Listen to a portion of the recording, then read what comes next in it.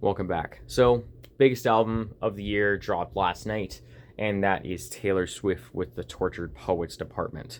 Not only one album, but it's a double disc. So, I did listen to 2 hours of Taylor Swift and the Tortured Poets Department, both the regular edition as well as the Anthology edition. So, I'm going to go through the mainline edition first, and then we'll drop down to the Anthology edition. Both of these albums are going to be considered in the general rating of this thing, so I'm not going to be rating these albums separately because they were clearly meant to be put together. So I'm just letting you know preemptively of the rating that it's going to get may be a little bit lower. So the OG edition, to start off, has a critic score of a 76. So this kind of still is playing into the critics still really love Taylor Swift, especially when it comes to Rolling Stone. I think Rolling Stone gave it like 100, which is insane to me. But the user score is a lot harsher at a 48%. Now, of course, this is album of the year. I don't think a lot of Taylor Swift fans use album of the year, if we're really going to be honest. But in my opinion, the Tortured Poets Department, especially from my first video of what I was expecting from it, to me, I pretty much got what I was expecting, is that this album definitely sounds still in the sound of Midnight's, where it's a little bit more of that moodier, kind of nighttime kind of pop. Now, there is some more notable moments on this album than Midnight's does. I feel like Midnight's, after re-listening to it, is still as good, and it's good with the cohesiveness of its sound, like it does play into an atmosphere, but it really doesn't have anything to stand out to make any particular track really stand out on its own. But this one here, I do feel like there is some portions of this album that do really make this kind of stand out a little bit more from Midnight's. In particular, Florida with Florence and the Machine is probably one of the best examples. It's a lot more kind of fleshed out. It's a lot more layered. Having the presence of Florence Welch on vocals is very, very welcome, because she does bring kind of grandeur. It brings emotion. It brings higher stakes to the song. And overall, it makes the song just a much more kind of fuller experience than a lot of the songs that are on here. But there is a couple of songs on here that goes on a little bit of a run. So Down Bad is pretty decent. But I really like Fresh Out of the Slammer, I think it's called, where I really like the songwriting of this, where it's finally nice to... I know Taylor Swift has had a lot of public relationship drama or whatever, but it's nice. I believe Fresh Out of the Slammer seems to be more of a genuine love song, and it's the sounds of a person that sounds happy and sounds fulfilled in a relationship. And the song Fresh Out the Slammer, lyrically, when it comes to that, kind of emphasizes that more. And it's a nice, wholesome, genuine kind of song where the songwriting is great, and it just brings out this honesty and genuineness that makes me kind of hoping and happy that this relationship that Travis Kelce and Taylor Swift is in is good. I hope it stays that way, because the breakup thing is starting to get very typical and stereotypical of Taylor Swift albums, so it's nice to have something of a break from that, even though a lot of the songs on here still are directed into other dramas that Taylor Swift has been in. But I really like Fresh Out of the Slammer. Once we kind of get past Florida, however, things start to get really, really spotty. In particular is Who's Afraid of Little Old Me. It's not even the songwriting, it is the screeching vocals from Taylor Swift on the chorus. And Taylor Swift is a great singer, but I don't understand how it almost sounds like it's peaking in a way where she is going in such high registers that it is very grating on the ears, and it's very sudden as well, because you get into a little bit more of the comfortable kind of like melodies and vocal tones, but then it just sharply jumps into these really high vocal melodies that can really be very jarring and very hard on your ears. Who's Afraid of Little Old Me is probably one of the worst songs on here just by vocals alone. But there's a lot of songs on here as well that just kind of play into the same thing of Midnight's, where it just sounds very just in the background, and sounds like it's not really trying to push itself into any kind of crazier like a direction, I would say. In particular, Fortnite is a big example. I can't believe Fortnite with Post Malone is an example of that. And it's such a weird way to start the album, too. Fortnite is a very kind of puttering start to this album where it doesn't really start off explosive. It doesn't really start off where it's trying to make a big statement of what this album is going to be about. It is a very slow starter of a song, and it's not absolutely terrible, but I think the placement of the song is probably not the best.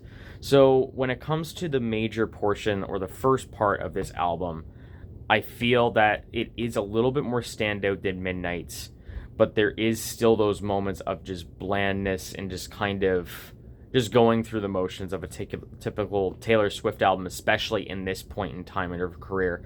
And honestly, the Tortured Poets department, I know Lana and Taylor Swift are friends, but man, some of these songs really sound like Born to Die, the Lana Del Rey era songs. Like, they really do, even in the vocal melodies that Taylor Swift goes into.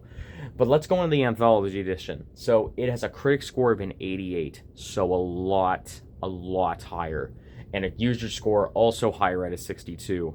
The big difference with this album is that Aaron Dessner takes a majority of the production. And as you know, Aaron Dessner is from The National, and he was also a main contributor to Folklore and Evermore. The Anthology edition is a much better album as a whole when it comes to the main album. It harkens back to the more acoustic and softer sounds that Taylor Swift executed very well on those two albums from 2020. And when you have songs like The Bolter, you have songs like Marcus and Taylor and Sam. I forget the name of it in whole, but these songs have softer palettes, but it allows Taylor Swift vocally to really shine on them, to make these songs a little bit more kind of elegant in their sound, and takes the Tortured Poets department sound and just puts a little bit more of a nicer touch to it, where it does feel a little bit softer. It feels a little bit more elegant. It feels a little bit more polished. This part of the album sounds a lot more kind of more thought out and a lot more structured, honestly, than the first half. And the Anthology edition is far better than the original edition. But there is some major problems when it comes to the lyrical content on the second half. There is a lot of problems in the first half too, but the second half, I can think in particular, I hate it here, where it's we used to play a game where we would put ourselves like in a different moments in time instead of this, like in this moment in time. And she says, I picked the 1830s but without the racists. There's another line in another song where it's like touching you while you're playing Grand Theft Auto. It's just these really weird vocal passages or like lyrical passages that seem very much to the point. And it's kind of this thing in my head where it's just like, if you make a very specific kind of mention of something in pop culture, it can really age the song over time. And the moment of the GTA one is a little bit weird, but the racist line is very, very much a no. I think Taylor should really stay away from stuff like that. But overall, the Anthology edition is a lot better. But the big problem that comes into this whole album is that it is 2 hours long. And the first album itself is an hour. The Anthology edition is an hour. You're not going to catch me listening to 2 hours of Taylor Swift in a sitting consistently. And it makes the songs like Down Bad, for example, or Fresh Out the Slammer. It makes, or The Bolter as an example, it makes the songs that are okay to good, it drops them down to something that is just something that you completely forget, because there's over 2 hours of material. And of course, this plays into the first week sales. This thing has sold almost 1.4 million copies in its first week. And the two albums will definitely do that for you. But just as a whole, I'm not going to be listening to this album. Like, you can't catch me listening to 2 hours of Taylor Swift in one album. So that's going to play into my rating, because I have said it many times before, and you can be mad at me and all you want, but I am not listening to any album that is over an hour and a half long. I am not going to do that. I don't have the time. I don't have the patience to really sit through listening to 2 hours of any artist. That is going for. I gave the same kind of critique to Future, Metro Boomin. I have given the same critique to Drake. I have done this with so many people. 2 hours is pushing it. So this is going to be very harsh, but keep in mind, I have mentioned that I do like some tracks, but when you take the whole thing, the whole kind of album, it drops down a lot more to a 3 out of 10 for me. Again, there are moments that I enjoy. The second disc brings a lot more kind of elegant and softer tones that I liked off Folklore and Evermore. I do like those ones, but there is moments, especially the first disc really drags down this entire experience. The first disc still carries the moments of Midnight's Had that is just bland, it's boring, it doesn't really push Taylor's sound into a much interesting direction. But you do get the second disc, which does offer a little bit something different. But at that point, you're almost at hour and 45 minutes into the album, and you're already worn down, or at least I am. So a 3 out of 10 is what I'm going to give this album. So I know this is going to be sent out to the dogs, because I know Taylor Swift fans are going to get a hold of this video, and I probably will receive maybe a couple of comments. Who knows? Maybe they don't care that much. I'm only have 65 subscribers at this point. But let me know what you think of this thing. Did you like this album? Did you really not like this album? And what are your thoughts on it? So thank you very much for watching. Thank you for actually giving me time to talk about this thing. Even if you don't agree with my takes, I appreciate you giving me the time to talk about it. And I will talk to you again soon.